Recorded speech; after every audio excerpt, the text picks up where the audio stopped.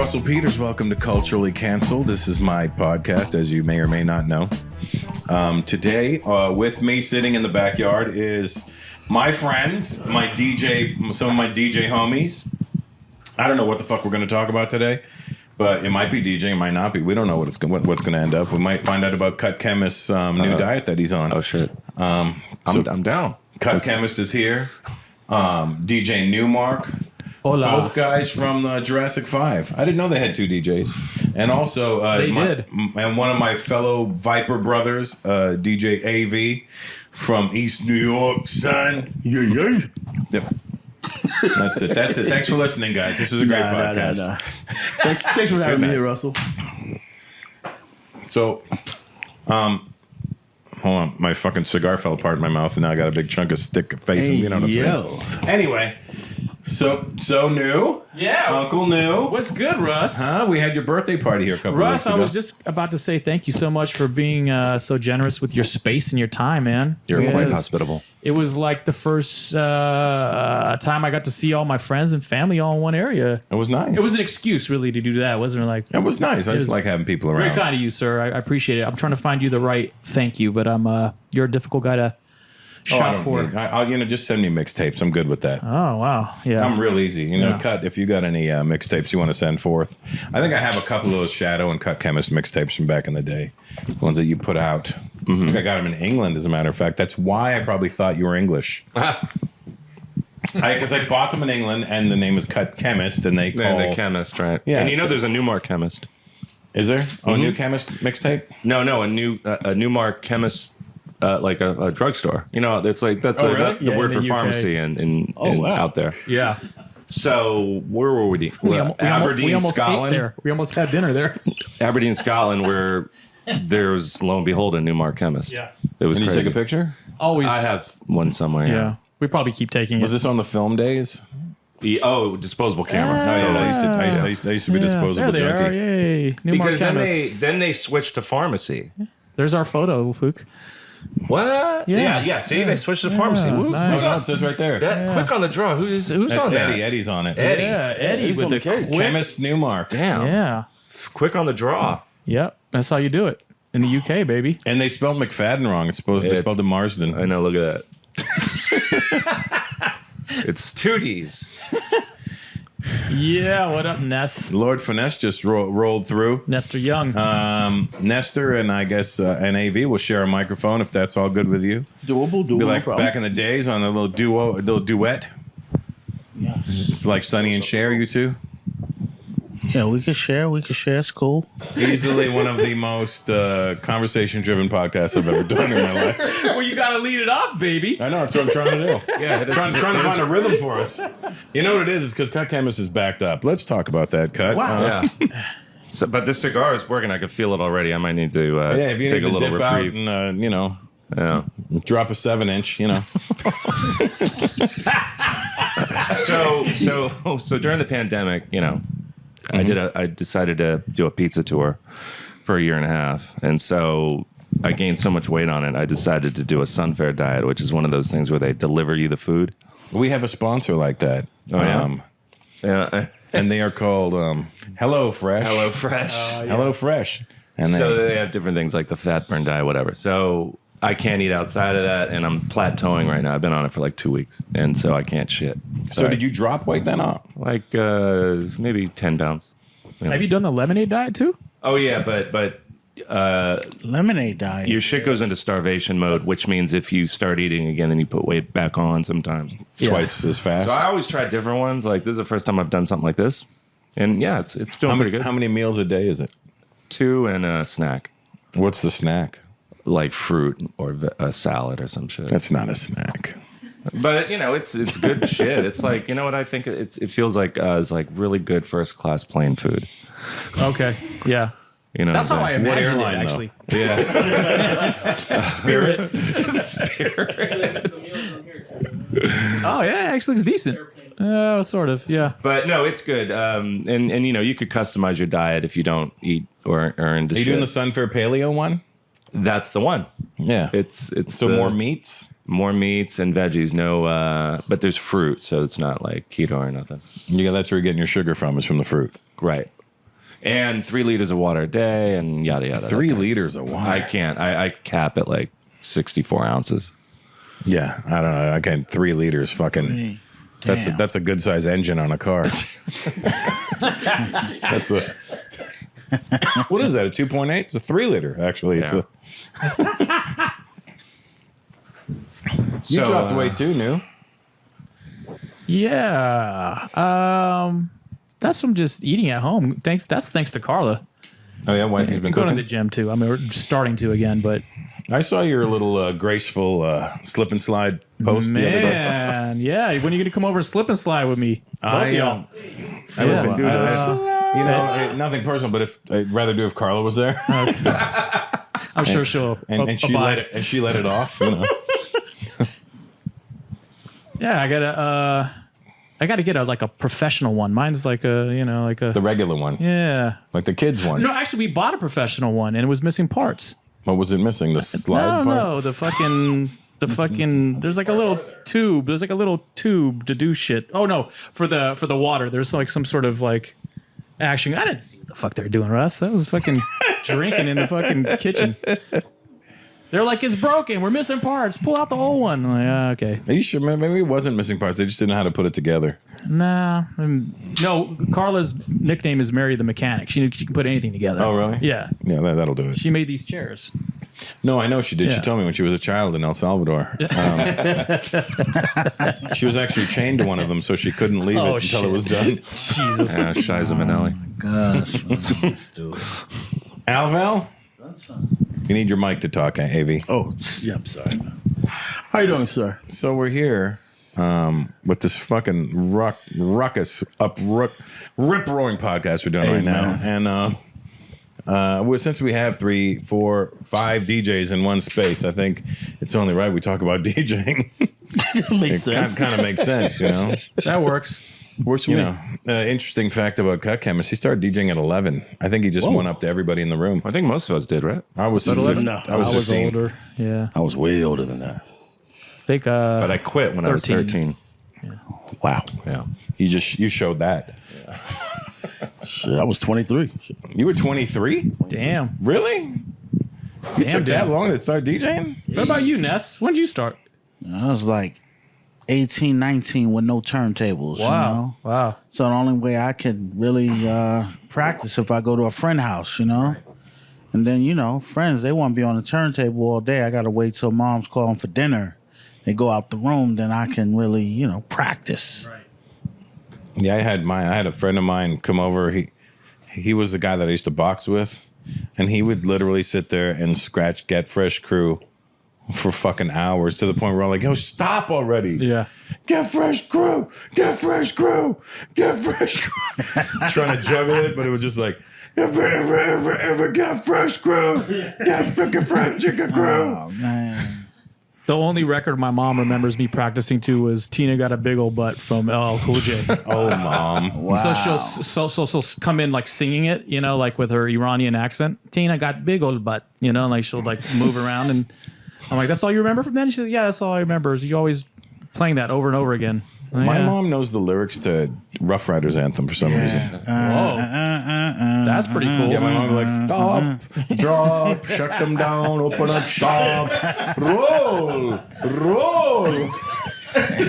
Oh, Indian moms.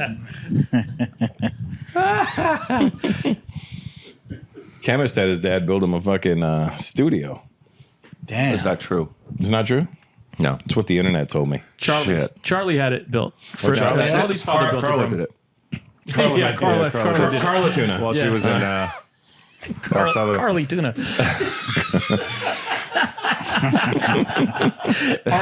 One of our first A&Rs, his name was Carly too. Carly? Yeah, Oh Carly my God. Cat. Out of the UK. Tuna fish on the stick shift. Yeah, he was very proper. He was they the kind all? of guy that wore like a sweater wrapped around his neck. Like he just got off the And tennis socks court. wrapped Yeah. around his ankles. Yeah. Yeah. That was your first deal? Yeah.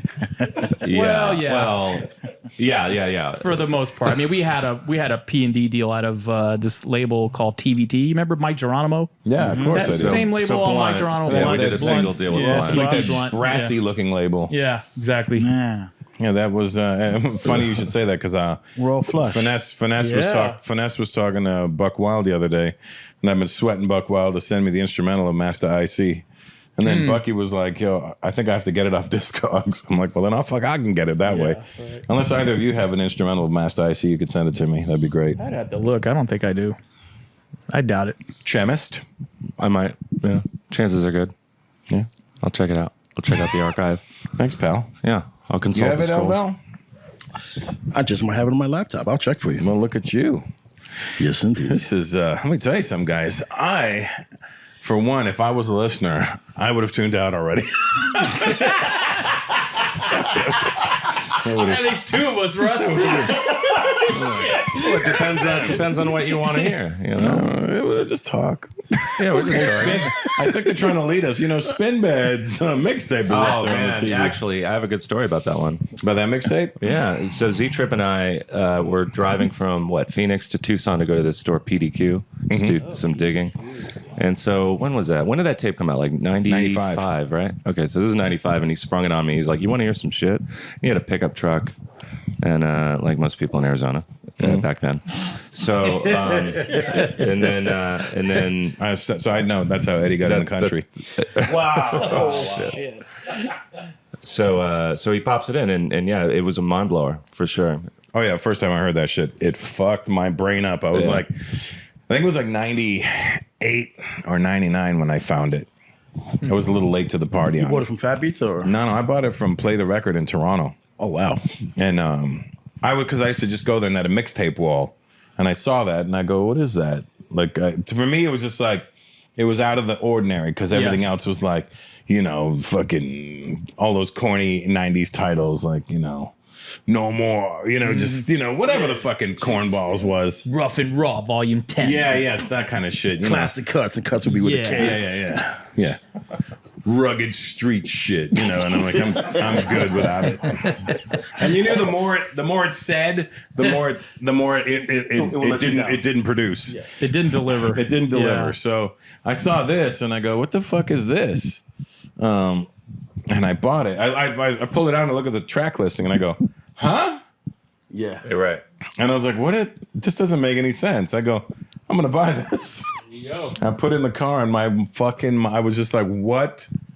Who knew that you could do it? Because we didn't know at the time. You didn't know you could mix 80s white music. Yeah. And cut it up and stuff. Like, Right. Nobody was even thinking about playing that shit. You got to figure it's 95. We're only 5 years into the 90s. It wasn't like And I mean, everybody was on some keep it real. You got to play Absolutely. this stuff. It was a and gutsy not move. the commercial stuff. Yeah. And Don't sell out. Keep it real. And I think don't sign to a label. invited a lot of people in, like, oh, you could do that? Because I like that music, and now it's okay to like it. So Yeah. So this is the first mix of Spin Bet that you ever heard? Yeah. He'd done other ones I before, was right? late to the AV? party, too. yeah, he did like 900, 900 spin bag. I got those. What is it? Now. Some like Seventh Voyage. That was the one before. You see But yeah. AV in the middle? Yeah, that's supposed to be me. That's AV in the Anthony middle. Anderson character. No, not Anthony. What's Anthony Hall? Oh, yeah. Anthony Michael Hall. Yeah. Michael Hall. Yes, there you go. Now the funny part is like when he came up with it, it wasn't really supposed to be per se a mixtape distributed all over the freaking world. It was just some goofy stuff he was just doing just to have fun and sending clips to JS and myself, and it was like, yo, what if we just did like a whole tape of it? No, he had something to say. That's what makes it dope. But yeah, I mean, he did like a rough copy, gave it to DJ Eclipse, you guys both know from Fast Beats, Yep. and Which he had this- Eclipse? Eric? Eric Wynn. Yes, Eric Yeah. Wynn. And his reaction was the same, looking at the playlist of like, this is not going to line up with what we market here. And then when he heard it, he was like, yo, this is like one of the best mixes ever. It was just, Oh, yeah. and Just the cutting alone was what blew my mind. I'd never heard that kind of fast. I think it was the We Are the World part that made me jump out of the Was that your truck. moment? Yeah. What was my moment in that one? to me, it was the stuff in the middle, the subliminals and the little jokes inside. Mickey got me. Oh, yeah. When he was. Oh, yeah. That was the first time I heard somebody go, oh. I was like, what the fuck? Yeah. Yo, what is this? I remember I was talking to Spinny about it. I was like, we should try and do like a documentary about the making of that mixtape. And, but Spin was never the guy who wanted How to. much later till you met him? I met Spin in 2002. Yeah, we met in 2002. He can't. I flew him to Toronto. I got him a gig in Toronto, and he stayed at my house. Nice. For Caravana. And then I met AV, I think later that year or it was like a year later. I think 05 or 04. Something It was 04. He My did a dad- show at the Norfolk Theater in Long Island. And then Spin Bad Possibly. he was like, yo, I got a friend who's a comedian, come check him out. I was like, sure, why not? No, you came over that day when I was staying at his house and Gus came over, was barbecuing. Nah, that was after. Oh, you came after, and then I kept thinking you were the guy from AV8 Records. Yes. That wasn't me. I Nah. was like, oh shit, are you AV8? He's like, no, I have eaten, but I'm not. Jesus.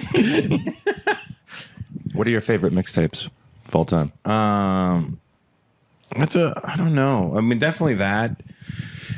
I'm a big Spin Bad fan as well. He was my very good friend, but pretty much most of the mixtapes he did. Mm-hmm. And then there was some that I had back in the day, like early 90s, like Ike Love. I remember getting an Ike Love mixtape from New York. Hank Love? Ike Love. Ike Love. Yeah. I don't even know who that And it is. wasn't even that great, but it had some memory attached to it. You know what I mean? Oh, okay. And then there was a DJ Juice. I used to buy DJ Juice mixtapes From a New lot. Jersey, yes. Wow. Yeah, yeah. J.U. Ice.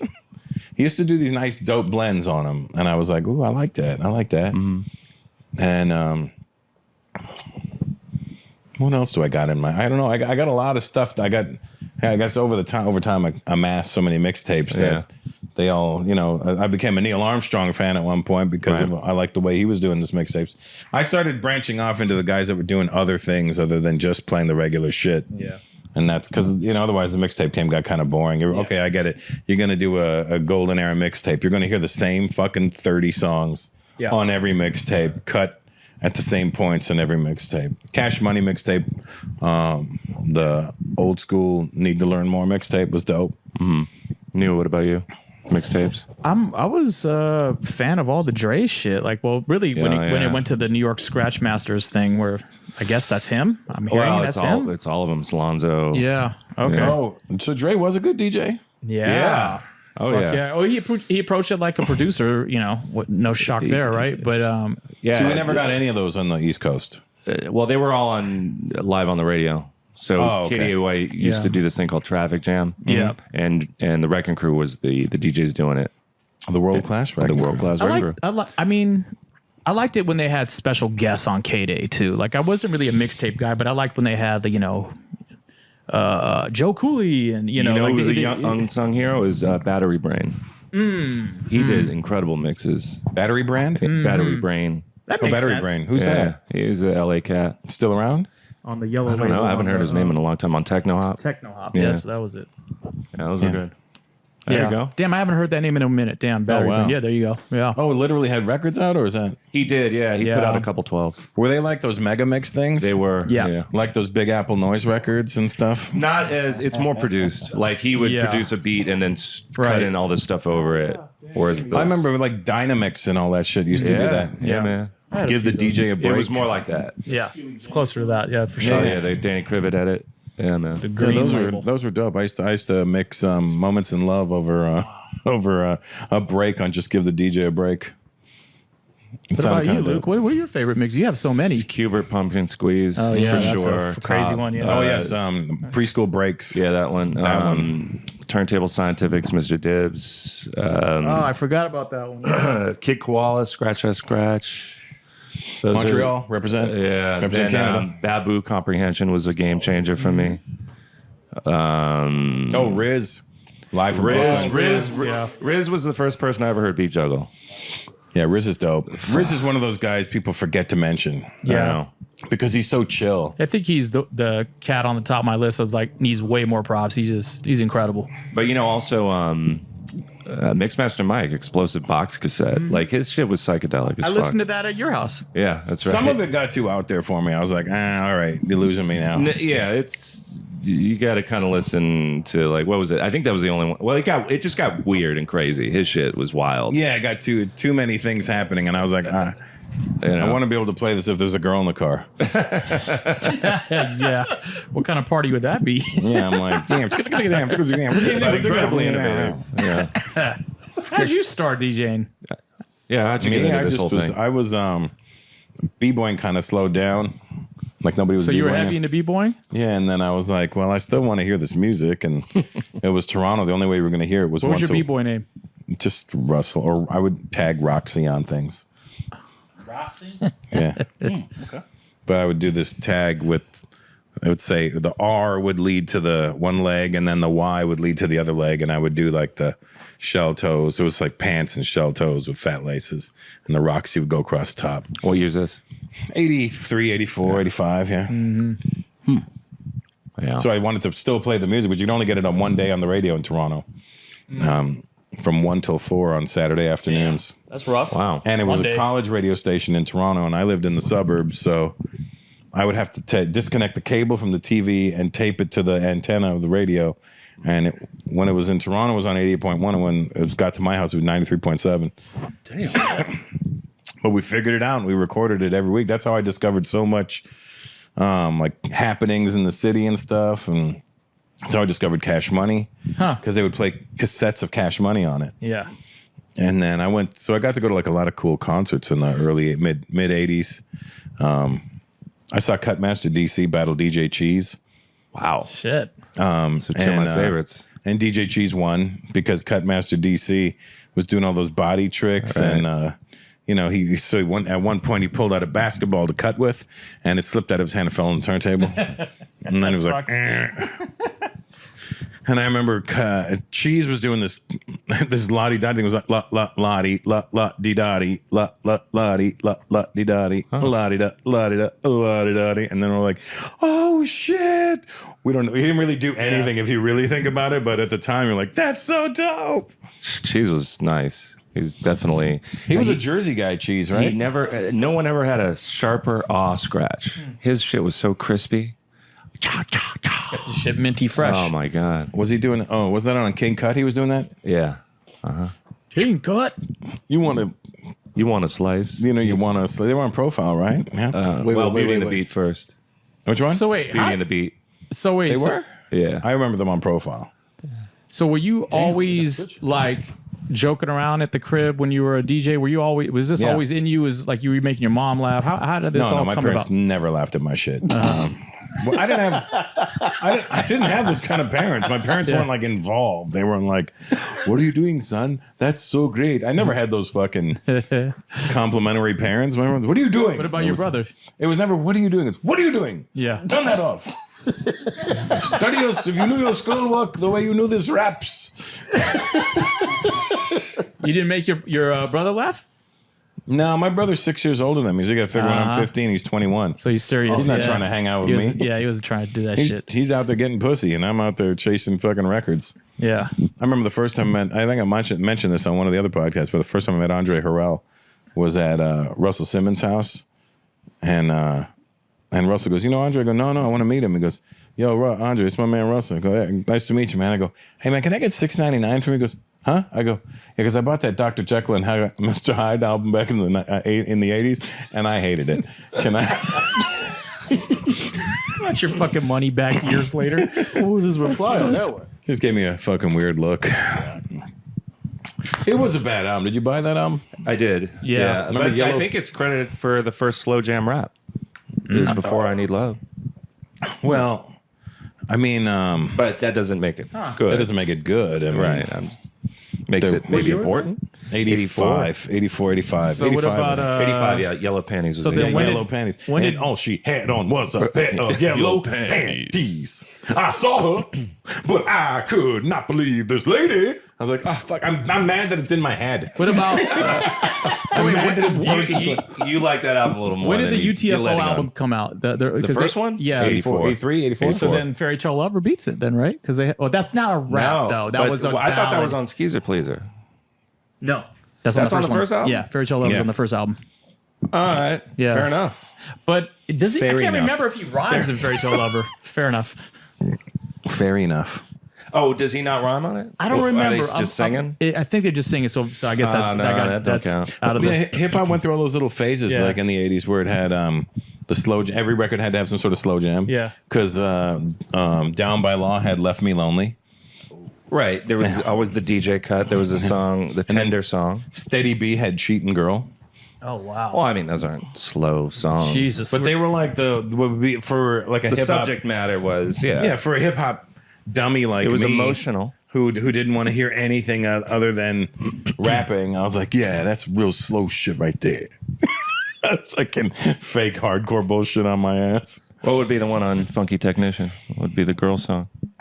Strictly for the ladies. Wow. I mean, Strictly for the ladies. This is Lord Finesse. that's exactly how it went too, right? He was gonna get TJ Swan to sing it. Nah, that TJ was just too. I mean, I like TJ Swan, but that Shan song was sad.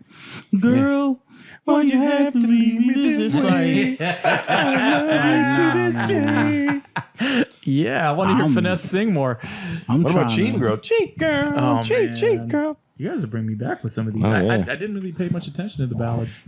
Shouldn't have done it, but you did it. Now you left me, you gotta live with it. Truly Nah, Yours, I mean, you G-Rap. threw, Truly you threw Yours was on Truly Yours is my that song. was great. But that got ripped Yeah. off the shelves, you know. Yeah. And then That was- everybody that did was the great. reggae song, a Right. terrible reggae Oh, song. yeah, right. It was funny. None of the Jamaican artists did it. Like none of the Jamaican ancestral There's people. your favorite record right there, Russ. Oh yeah, there it is. The champagne of rap. It looks like your Steez, Russ. Yeah, I was like, I thought they were being ironic with that look. I was like, oh, I see what they're doing. They made some hardcore shit and tried to make it look like they're playing it. Found some like Orange Juice business. Jones They got, shit. they got the boom box there. Yeah, to let you. That's what I thought the tip off was. Like, look, we're on some street shit, but we're hiding in the suits. And We're I gonna was throw like, these no. suits on. We're gonna have a boom What- box that's gonna represent all What were the street. records that you picked up that you didn't think were going to be that dope, but they turned out to be like your shit?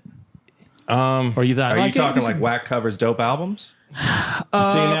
Sure. Yeah, sure. I'll tell you one. Yeah, go for it. Organized Confusion's first album. So that one was right. It was all It was like so dark, generic.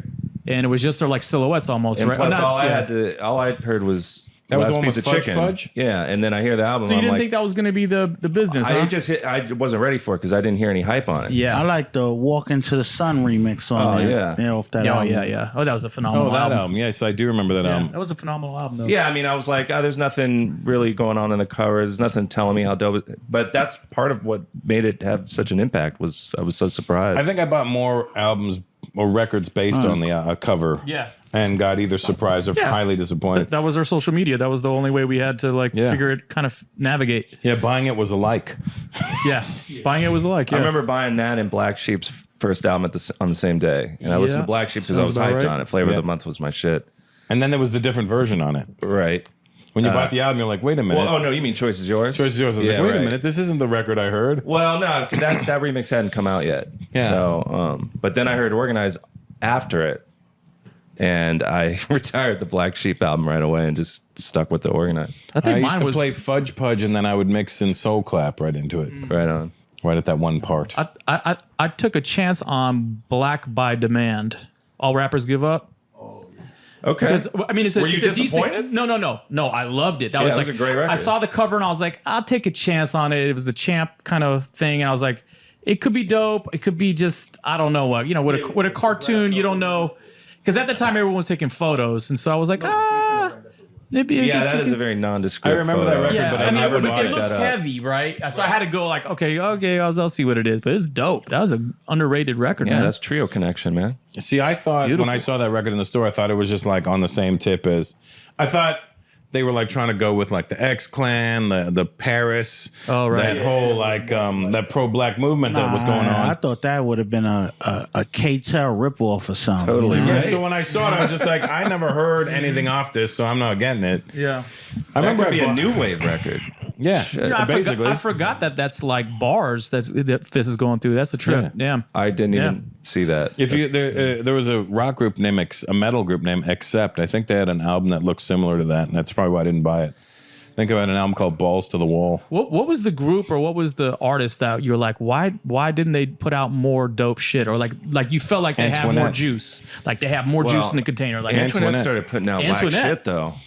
I remember a I while. bought this album Yeah, thinking she started doing the up-tempo stuff, right? All the Something. Miami shit, right? After that, She at the was end of that? inspired by JJ Fad. I Oh, guess, wasn't that after a while. Anquette? Yeah. That was Anquette. Oh yeah, I'm tripping. Because I You're right. bought that. You're right. I bought that Anquette Da-da-da. album, misreading it, thinking it was Antoinette. Yeah. And That was probably I was what like, happened. what the fuck? But it had But a that good first slow Ant song Cat on it. record was dope. Right. With ghetto style DJs. Right, ghetto style. Right there you go. I think Yeah. What was the one that had more? J Most off a Wild Pitch. I thought he would have had something else J after Most. Rhymethologist. Oh, Huh. yeah. Interesting. Wasn't Entice on Wild Pitch too? Yes. Yeah.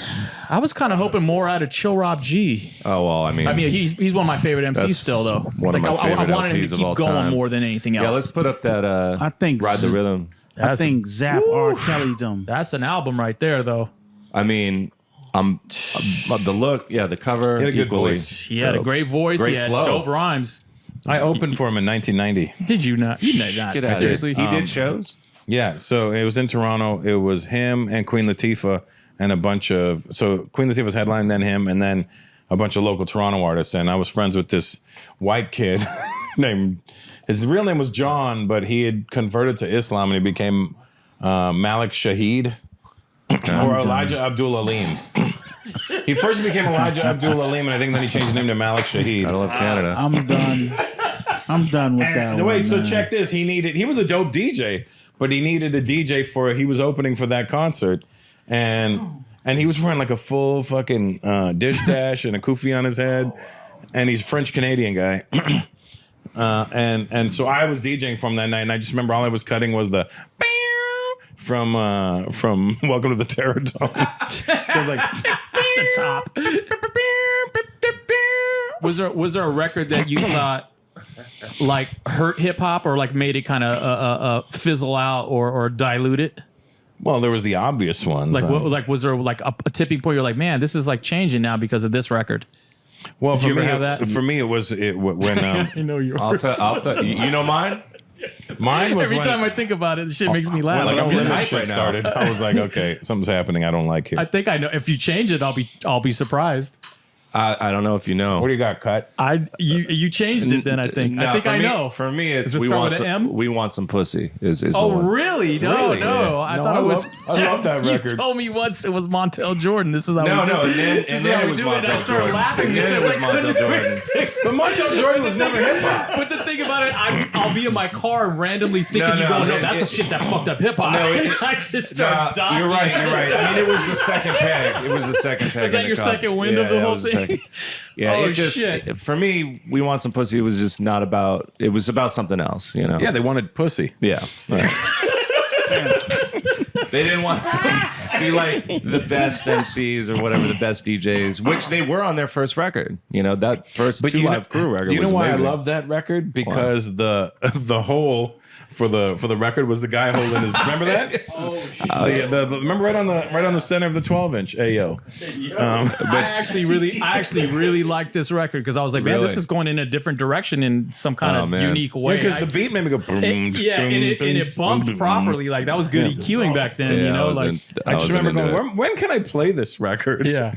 I actually played that at one of my first house parties, and I just so you remember have a twofold. You have We Want Some that, Pussy, and then Montel Jordan was really like, I'm out of here. Wait, go back. I'm fucking out of here. What about you, Ness? You have a record that you're like, man, now it's moving into something else. Like Yeah. it's watering Nah, down. I got a story around that. Like, you know, Akinelli was like he's still one of my closest friends. Like, so we used to go to all the parties together. So I remember they ripped his record off the shelf because he had a record called No Exit. And I was talking about like domestic abuse, like, Oh shit. you know, it was like more like, I'm not letting you out of this relationship. Oh shit. Oh wow. And certain things he said, so they took the record kind of down. Right. Name of the album was called Vagina Diner. That's So, it. Vagina Yeah, that was it. I got That a was it. T-shirt. Wow. Right at the bottom on the yeah. right. You still got your T-shirt? Yeah, it's still from right there. from Interscope. Yeah. Uh-huh. That's when Ems was working in Interscope. That was Oh it. yeah. Whoa. wow. Jesus Christ. Yeah, that's clever. I dig it. So he came by my house, like, I want to play you some of these new records I got. Yeah. So now, mind you, they just ripped the other record off the shelf. Yeah. This is So he's Akinelli. like, yeah. Like, yo, Ness, man, check this one out. Put it in your mouth. Yeah. I'm like, oh, nigga, you gonna get banned. You know, the USA. they just ripped the other shit down. That shit blew the fuck And up. then he was like, yo, that check this record. other song out. Can I fuck you for free? I'm Would like, you fuck me where for you going with free? it? Where you going? But it just taught me that, man. I stopped really judging. Yeah.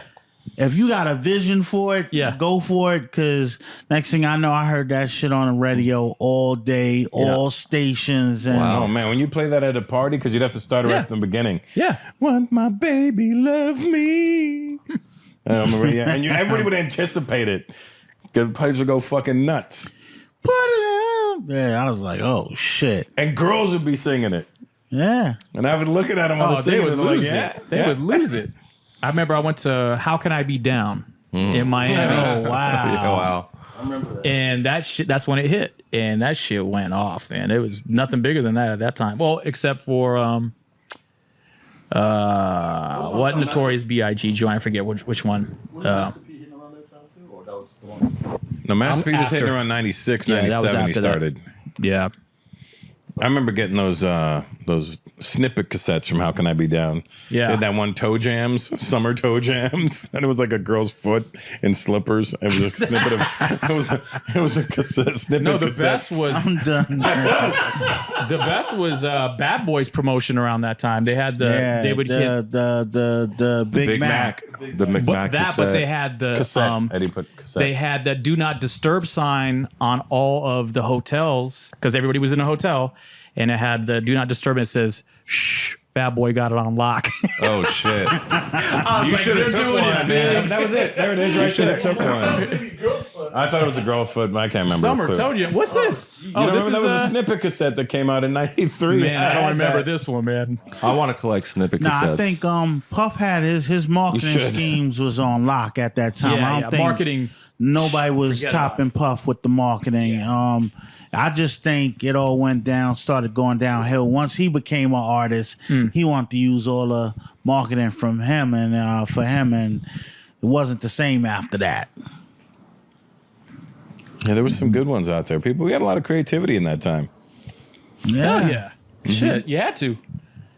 Everybody was fighting for the same shit. I wanted to go to How Can I Be Nice? Didn't have any money. I couldn't be down. I wanted to go to the seminar. I just couldn't have any money. I couldn't go.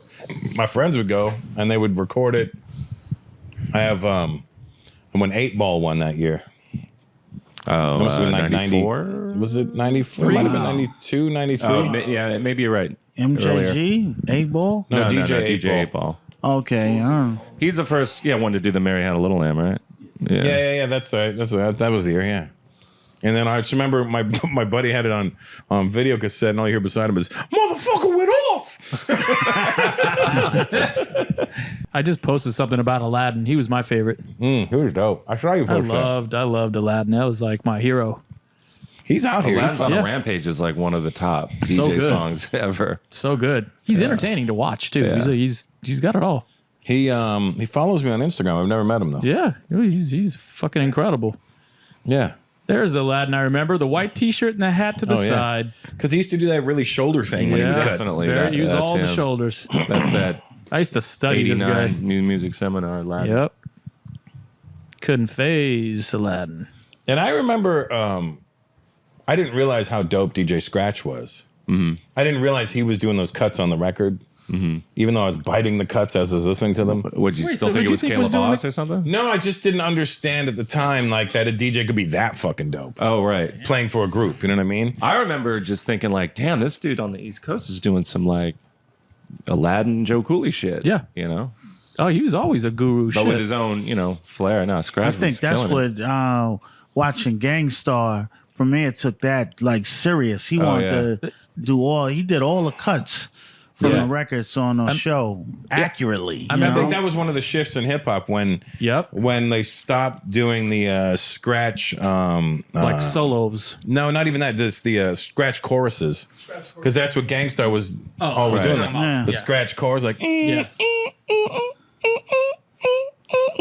know, Premier just when you had do the 33 to 45. Oh, sure. so much precision in his shit. He Yeah. made it like he was like part of one of the vocalists or something. You know what I mean? Like that was the first. I remember my boy, one of my cats in my DJ crew was like, he's just so precise. He just kept saying precise, and I'm like, What crew were you in?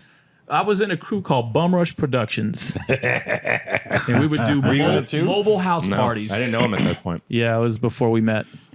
Did you guys wait? How did you two meet? We there was a night called Rat Race in LA where the promoter, this guy named John Asbell, would invite. Well, his band would be on stage, and he would invite MCs and groups to freestyle or do their routines over Live band, hip over his hop, live concept band. night kind of thing. And I was the DJ for the night, basically, or I did like 1 or 2 gigs with him, and then there was a rehearsal for one of the nights, and that's where I met Cut, and he walked in when I hooked up my turntable setup to a wah-wah pedal. And he was, whoa, DJ Hendrix. And then we just hit it off after that. I was like, dude. Yeah. It was very surfer-like. When I think surfer, I think of you two. So wait, so you're the one who put J5 together then? Cut? I didn't put them together. We already had You had Charlie. Unity Committee and Mark 7.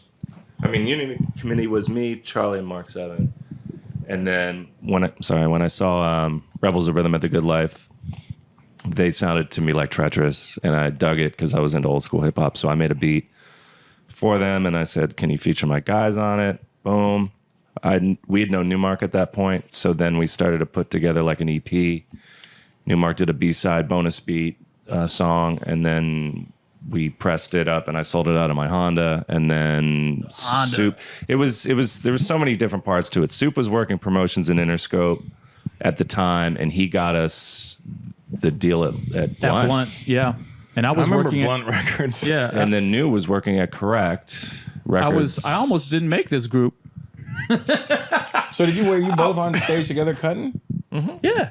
Damn, Russ, where the fuck you been, G? I mean, I used to buy J5 records and listen to them, but I never saw them live. But before that, Newmark was doing, me and him were DJing for Unity Committee before it was J5 also. See, again, I was East on- Coast, we didn't know I you had had a video community. of it. I was at a small record label that was like, it's called Correct Records. And I signed this artist named Grav. He was out of Chicago. Graph? Grav with a V, G-R-A-V. like short for gravity. And so Dude was dope. Grav, I played the guys in the group. I'm like, yo, listen to this. I signed this guy. You know, I was like, first time just trying to make a check. You know, I was young. And I was like, yeah, listen to this guy's shit. And the guys in the group liked it. I'm like, that's cool. So he did one song with Kanye West. This is 96. And so I told Grav, if you do the rest of the album, we'll put this out on Correct. We'll do a full album with you. So to this day, that's Kanye's debut on record. And you're I the guy. almost stayed as like a record exec dude instead of being in J5. Look at you. What choice would you rather have made? Definitely J5. There you go. Who came But in? no, it was great working at a label though and learning like college promotion and, you know, hearing demos, filtering shit out and just getting scrappy with it and learning how to. The production on that Grav record was dope. was a great record. Andy C was killing it. Oh, Andy was incredible. yeah, he's incredible. And is No ID on there too?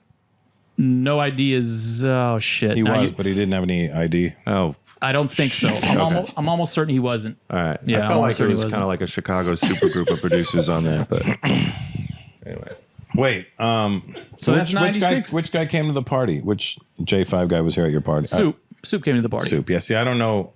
There's Grav. Hey, that's my brother right there. Oh, there you go. Did you have dude. an artist called Manish on that label Yeah, too? Manish was on there as I well. remember seeing Mark that. was the DJ for that. I DJed for that for a while. All right, I did cool. Yeah, I I remember did that. everything I It could was, on. it was like yellow with like orange. It was they went through a lot of color I remember- yeah, I changes. remember. I don't Wait, the know. guy's name was definitely remember Manish. Was he Indian? No, it's two dudes. Oh. Yeah. Were they sort of like men? They were Very Manish? actually. It's very Actually, they should have been called Girlish, but it's just very both. Now they are. Shit. Manish should have released a second album called Shovets. love it. Manish Shovets. So Russ, how did you make the transition from what was the defining moment for comedian for you? That's what I've been wanting to ask you. What do you mean? What was the shit? What was the event or the performance or the episode with, you know, friends or family, whatever, that made you go, I'm gonna do this shit for real. This is my calling. Let's see. I started in '89, and then when I started doing it, I said to myself, I'm going to give this 8 years. Oh shit, you did a timeline. I said, All right. okay, because I figured I was 19, right? So I was I like, never did those. By the time I'm 27, if I've done nothing with this, I'll jump out. But by the time I was 27, I'd already recorded 2 specials. So I was like, all right, well, I guess I'm in it now. Word up. And then in my 3rd special in 2003, that's the one that allowed me to live the life I live now. Nice. So number 3 was the lucky number 3. That was the one that was like cemented you in the game, so to That's speak. the one that changed everything for me. What was the name of that special? It was just a Comedy Now special. There was this company in Canada that used to do these series of specials called Comedy Now, this network CTV over there, and they would give a bunch of comics a Comedy Now special. So I did one in '97, and then I hadn't gotten another one. It took 6 years for me to get another one. And when they came back around, the money was less. It was like $2,500 less than it was the first time. That happens. Yep, that happens. And then then these fuckers put this out after it started to gain steam. They put this fucked up looking DVD out. Damn. Like it's just so shit looking. And I was mad as fuck. I still to this day won't sign one of those. Really? For fan That shows I bad, did that. Russ? Yeah, no, because they Damn. never gave me a penny from it. And they must have sold a fuckload of those. And I tried buying it back from them. I tried buying it look at how shit that it's horrible. They put the 97 special on it and the 2003 special on it. And and I tried to buy back that special from them. I offered them $100,000 and I said, and I'll give you a percentage of the sales. Damn. And they were like, no, we're gonna do it. Wow. And then I was like, well, if you let me do it, then I can at least do Look at a this guy. Yeah. that was the 97 special. Show me the We fun. could have been brothers, Russ. Look at this. Look at that, huh? I was 32 going on 33 there. So I'm a big, I love comedy. I always try to talk about it as much as I can with you. So when I see, I'm trying to think how to phrase this. So you seem to have done a lot of things right that a lot of comedians / actors, I guess, haven't. Like, I mean, what would you attribute your success to? That's what I really have always wanted to ask you. Like, because a lot of dudes are just play the movie role or just play, the sitcom role or, Mine's done out of necessity. Like I didn't have the opportunities to do movies and TV. So I get the odd movie. So like I'll get playing the odd- shows then, right? Yeah, I would get the odd movie here and odd TV show there, but it was like I knew when my bread was buttered, and I wasn't gonna like turn my back on stand-up. I think a lot of guys get into the acting world Right. and then like fuck it, whew, like it's almost like a relief, like whew, now I don't have to do stand-up anymore. But for me, it's like when I get something, I'm like fuck, I miss stand-up so much, Right. that it's just I have to do it. So Would you say that you went to territories that some of your counterparts didn't go to? Some areas in the world that you yeah, visited that others haven't? but the thing is, it wasn't calculated like that. Right. I was doing a lot of shit out of England. And that's actually the first time I found J5 was in England. That makes sense. That's where we blew up first. And so I was out of England, and out of England you would get all these weird gigs. It'd be like this. I used to work with this agent named John Keys out there, really runty little guy. And hey Russ, how you doing? Dane. How you doing? Listen, you want to go to? There's a gig in where was this one? There's a gig in Belgium. It's at an Irish pub. It's on a Tuesday. Pays £100, and they get your flight and your hotel. And I was like, fuck it, I'm in £100.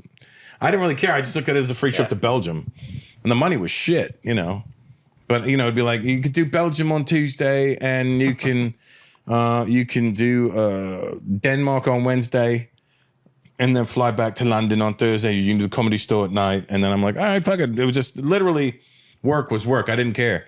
And then it was like, you want to go to Hong Kong, and I'm like, sure, let's go to Hong Kong.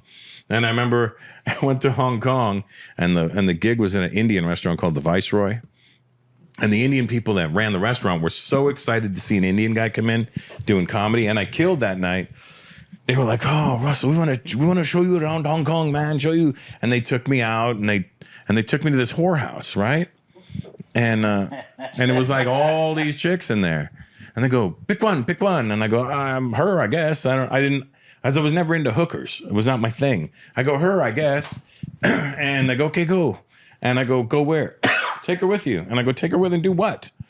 Like, take her back. So I took her back to the hotel, and I was like, she's sitting there, and she's like, and I'm like, so how you doing? You're running your monologue? I'm literally just trying to talk to her because I'm like, I don't know what else to do. And then she's like, do you want sex? And I go, I don't know. I feel weird. I'm not really. I mean, I like, no. And then she was like, huh? And I was like, I don't know. Do you want to, okay, well, she started getting naked, and I go, oh, okay. And I was like, I didn't have sex with her. I just like, well, why don't you play with yourself and I'll just jerk off or something. Wow, Russ. And then so I just felt weird about it. So she left. And then the next day I get back to the gig again to do the second show. Like, how was it? Oh, it was good. Yeah. And then payment came and they deducted £100 for the hooker. And I'm like, but you made me think you were paying for this. Why I didn't ask you to take me to a fucking hooker. Dirty. Oh, yeah. That's the dirt. $100 And then when they asked me to come back, I said, nah, fuck you, motherfucker. You played me when I was there. So wait, what was the Masturbate and switch. I'm done. That should be the name of your next special. Name of the episode. That's a for The old sure. Masturbate and Masturbate and switch. For sure. Okay, so wait, but what I'm trying to understand, like, what was the conduit to playing in India then? So like, how did it get? Was it just your name spread or like? Yeah, no. By then, this special had gotten YouTube started in 2005. Oh, it's from this one. Okay. Yeah, YouTube started 2005, and they'd never seen an Indian stand-up before. So you hit right when the YouTube was wherever the internet was as soon as it smashing. opened, I was on it. Damn. And I had no clue how to be on it. I'd still Right. Well, nobody I've said did. this many times. I still to this day don't know who put me on YouTube. So all during this time, were you DJing? Were you fucking around with records? Were you still like deep into music? Did you say I need an opening DJ and all No, that shit not at at that those point? because I didn't know about that. But I Yeah. would go to clubs and be DJ spinning, and I would stand right by the DJ booth and hawk him the whole time, just watching him. And he'd be like, and I'm like, can I cut? And I'm like, what? Can I play? And they're like, okay. So I would get on and play, and I would play better than they were. They're like, what the fuck? Get off. You know? When was the first time you had a DJ on the show? I think it wasn't till like Toronto when I started doing the big shows. And then I was like, ooh, I could. What was I that, could 2007. Oh, 2007. Okay. Yeah. Earlier than I 2007. thought. Okay. Yeah, I had, matter of fact, the first time I had wanted Spinbad, and he didn't fucking call me back for the gig. Yeah, he was busy. Which is pretty spinny of him. And I had Junior Flo DJ that one. Oh, no, Junior Flo, he was part of the Turnstiles crew. He was partners with M-Rock. They were the Turnstiles crew. He's fucking dope, though. Now he plays with Crates and Keys. You know Crates and Keys? Yeah. Yeah, he's the DJ with them. Yeah. No, he gets busy. I've seen this guy on the road a bunch of times. fucking dope.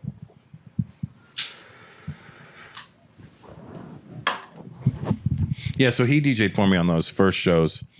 And then I was like, and he was dope, but I was just like, and we were friends too. We still are. But I remember going, I don't know, I need something more dynamic happening here. And that's when I got starting from scratch and Spinbad on 4 turntables. And then that shit was bananas when they would play. I think the first time I discovered who you were was when you did the whole routine about DJing. The whole, oh, wow, you that's know, 2013 then. Yeah, it was really late for me. Yeah. Yeah. It Yeah, was that's- like, you know, if the whole bit about, you know, If your hands are in the air, you're not DJing? yeah, how you DJing with your dick, that whole Yeah. bit. Yeah. Yeah.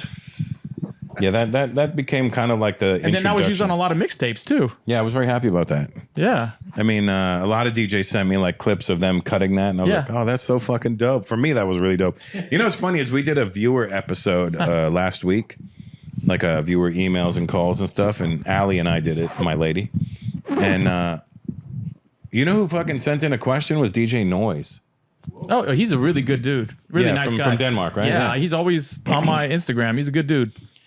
Yeah, He's so- incredible, by the yeah, way. he was the first guy I heard do Incredible. sentences. Yeah, no, he's in a battle. insane. Yeah. Yeah. Yeah. Underrated. That's a heavy DJ right there. Yeah, him. Yeah, he was fucking dope. yeah. And then I remember the first time I did Denmark, it must have been 97, I think. I met DJ Nut. Do you remember DJ Nut? I He know. was in one of the competitions not too. nuts, but nut. No, Nut. One nut. K-N-U-T. K-N-U-T. Huh. Yeah. And I was like, why is your name Nut? It's such a weird name. He goes, oh, because my name is Nude. It's K-N-U-D-D. Or K-N-U-D. His name was Nude? Nude. Knut. Nude. That's the Danish name. Nude. So he was like, Americans can't say nude. So he was like, I went with Nut. And I was like, fair. But he was a dope DJ too. He could cut real good too and do those similar routines to Noise. I think they came up together. Wow, he looks so different than he did 25 years ago. He looks like he could be an electronic DJ. He might Yeah. be. There's a lot of those electronic DJs that were actually dope DJs, and then they just figured, fuck it. Uzi is one of them. Who? UZ. Who's that? He's like a trap dude. Really? Incredible French, but he was a turntablist back in the day. Yeah, I mean, Kenny Dope used to get busy on the turntables. Oh yes, Kenny. But Kenny still plays when he plays. When he plays music, Kenny fucking gets busy still. But then you got wasn't Diplo a real DJ at one point? Kenny's a master though. He's a master at work. Yeah. Well, I mean, when you say, I mean, was I don't know if Diplo was cutting up or beat juggling or anything like that, but he was doing hip hop music. Yeah. Yeah. And then is there anything that this guy can't do, Kenny? I mean, this dude's just well, that's why his name's Kenny. Jesus and not Christ. Canty. Canty dope. Oh my God, Russ! You're really circling the drain, baby. Have you thought? You've already told these jokes. You just this is off the He dome. just has them This ready. is a bit. So wait, when you do your bits on stage, is this like all pre-written material, or No. you just feed it? So you're a freestyler. I'm a Yeah, freestyler. you're a freestyle. This is what you. MC. This is your shit. Yeah. You ever wrote a rap? Oh, back in the day, they were terrible. You ever freestyle a rap? Oh, I freestyle all the time. I'll bet. Yeah. I do. You heard me doing it last night or the night before. Last night, I damn. just make sure like music will be playing, and I'll just change the lyrics to whatever's happening around me. And sometimes it's really good, and sometimes it's fucking awful. So, but wait, so what do you do? I've always wondered about this. So, what do you do when the audience is just dry, man, and in the front row isn't giving when it it's to you like live? sort of like this podcast, it's like Yeah. I knew that was coming. So I'm controlling the podcast, so you better step You're it up, driving baby. now, New. You're driving. It's time to wake up, Russ. This was just like like an old car that had slow acceleration. It's moving now, but it was uphill. It's moving uphill. Ain't that a bitch? No. So what do you do with the first row is dry? How do you get out of it? Well, what do you just do? don't talk to them. Then you're like, fuck it, you guys suck, and then you just go in and just do your act. So you have some parts that are like pre-written, kind of like ready to go in case front row is fucking a bunch of zombies. Yeah. No, well, no, you just do your act. You don't really. Yeah. When I talk to the crowd, it's literally just talking to the crowd. I don't know what they're going to say, so I just roll with what they say. And if they're, not giving me anything, then I just fuck it. I just go back into my act. I'm like, all right, fuck you guys. You also let them know. I do let them know. I'm like, you guys Right. really suck. Eddie, do you go to the shows with them every show? Yeah, all the time. Oh, that's The dope. greatest compliment was people think that the audience is planted. Yeah, people sometimes think the That's audience what's is up. planted, and I'm like, I've heard them say that about Supernat when he does his freestyle bit. You know, really? when he grabs a thing out of their hands and rhymes about it. yeah. The difference is he's been handed everything at some point, so he's already done it to some extent. Occasionally, you'll get the thing that he's never been handed before. I handed that dude a ladder. I've grabbed. We toured with him, when so we like, I've like gone backstage and like fire hydrants and shit, and like because we would hear the same bit Yeah, every right. night, but his bit is never the same bit. The only things that show up all the time are like Licenses, cigarettes, keys. Hats, sneakers. the tickets to get into the show, Right, keys, lighters and shit like that. But he has those in his back pocket. But I mean, as But far now- as now but you- I would purposely try to trip him up, and he loved it. He's like, fucking new, He gets off on that shit. He's like, can I get past this barrier? My favorite was the Super Nat Juice battle. That shit was dope. Oh my god! That was the I wake-up went show battles, I right? went to school with Juice, and my crew battled his I crew. thought Juice was from Chicago or yeah, Indiana. and then he moved to the Valley. But isn't Super Nat from Chicago too? No, he's from New York. Indiana. oh, but Indiana, New York. right. Yeah. Yeah. Yeah, So that was watching dope. that one was painful for me. I was like, "Ooh, boy, I got to meet Nat." I mean, Juice was killing and it in look, that Juice one is too. an incredible MC. I mean, I grew up with him. He's insane, like insane. That was when Super Nat ripped down his poster. Yeah, and Oh that was my God, that that shit was was a rough incredible. night. That was a rough I used night. to listen to that and go, "Holy shit!" Do you play excerpts of other shit on this podcast, like parts of this battle on this podcast? I don't or- know, but can we? Yeah. Oh, that's cool.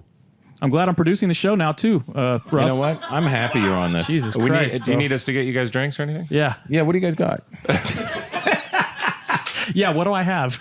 What do you got? What do you want? What do you want? You still like the peanut butter whiskey? Oh yeah, I got this new Is one. that your favorite? No, I got this new one called Blind Squirrel. I got it at Lee's Discount Liquor in Vegas. The name is funny. And at Lee's about Discount Liquor in Blind Vegas. 'Cause I was Squirrel. going to buy a bottle of Screwball. That doesn't sound good. Blind squirrel. No, son. I liked the Screwball before. And then I was at Lee's and I picked up a bottle of Screwball. And the guy working there goes, "No, have you tried this one?" I go, "No." He goes, "Well, this one's exclusive to us. We make it. Try it." And he gave me a sample of it. I go, "Holy shit. It's way smoother." Is You don't everybody- drink, right? is everybody Chemist, dr- or just not right now? No, he drinks. right now. Yeah. I make him drink when we're on the road. It's been a long time, but I make him drink juice. He makes me drink liquor. DJ Juice, MC Juice. All right. One of our last interactions on the road was drinking wine, and he was clapping because I was pouring out really bad wine. He's like, That's "There the you best. go, No, no." He you was gotta like pour that hyping shit me up. out. There's no. I don't like. I can't do wine. I love I wine. got the acid reflux. I love wine. Send it to me.